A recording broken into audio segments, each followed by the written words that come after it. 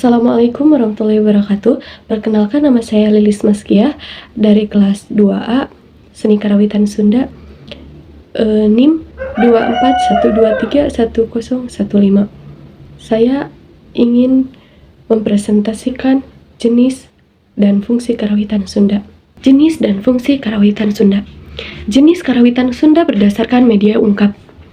Karawitan sekar yaitu karawitan yang disajikan berupa vokal tanpa instrumen. Contohnya wawacan, beluk, cigawiran, dan ciawian. Yang kedua ada karawitan gending. Karawitan gending penyajiannya yang disajikan berupa instrumen tanpa disertai dengan vokal. Contohnya degung klasik dan kendang pencak. Nah, yang ketiga ada karawitan sekar gending.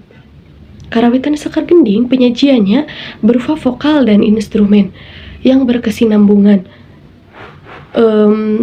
Contohnya ada keliningan,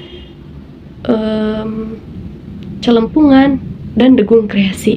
Yang kedua berdasarkan bentuk pertunjukan karawitan jenis helaran. Penyajian berbentuk pertunjukan yang dilakukan secara arak-arakan di jalan, contohnya angklung seret, bebegik sukamantri, benjang, kuda lumping, dan lain-lain. Karawitan jenis balandongan atau di panggung, yaitu jenis karawitan yang terbentuk dari konsep pertunjukan di sebuah tempat secara statis di suatu arena seperti panggung-panggung atau arena khusus. Contohnya bajidoran, jaipong, hadroh, dan lain-lain. Berdasarkan jumlah perangkat instrumen, jenis perangkat alit yaitu jenis penyajian karawitan yang terdiri paling banyak 5 instrumen termasuk vokal. Contohnya kawih celempungan.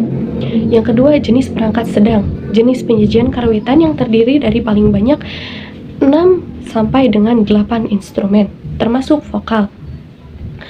Jenis perangkat ageng, jenis penyajian karawitan yang instrumennya lebih dari 8 instrumen, termasuk vokal. Fungsi karawitan Sunda. Fungsi yang pertama, fungsi elemen karawitan. Fungsi pamurba lagu. Elemen karawitan baik vokal maupun instrumen yang berfungsi sebagai pembawa melodi lagu. Contohnya vokalis seperti pasinden, juru kawi, juru mamaos, rebab, biol, tarawangsa, tarompet, suling, kacapi, gambang, dan lain-lain. Fungsi raraga gending berfungsi sebagai kerangka lagu atau ritme. Contohnya waditra gamelan, kacapi, gambang, dan lain-lain. Fungsi ancaran wirahma berfungsi sebagai pengatur tempo dan irama. Contohnya waditra kendang, gambang, kacapi.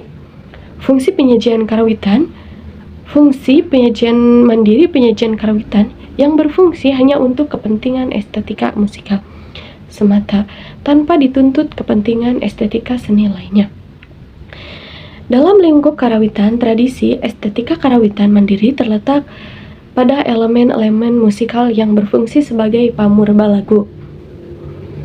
Penyajian karawitan fungsional yaitu melayani kepentingan estetika seni yang lain seperti estetika seni tari dan estetika seni teater dalam lingkup karawitan tradisi. Fokus estetika karawitan mandiri terletak pada elemen-elemen musikal yang berfungsi sebagai ancaran wirahma. Fungsi ritual penyajian karawitan yang berfungsi untuk kepentingan upacara ritual, kepercayaan, atau keagamaan. Contohnya tarawangsa. Fungsi sosial penyajian karawitan yang berfungsi untuk kepentingan aktivitas sosial, seperti kepentingan hiburan dan kepentingan propaganda.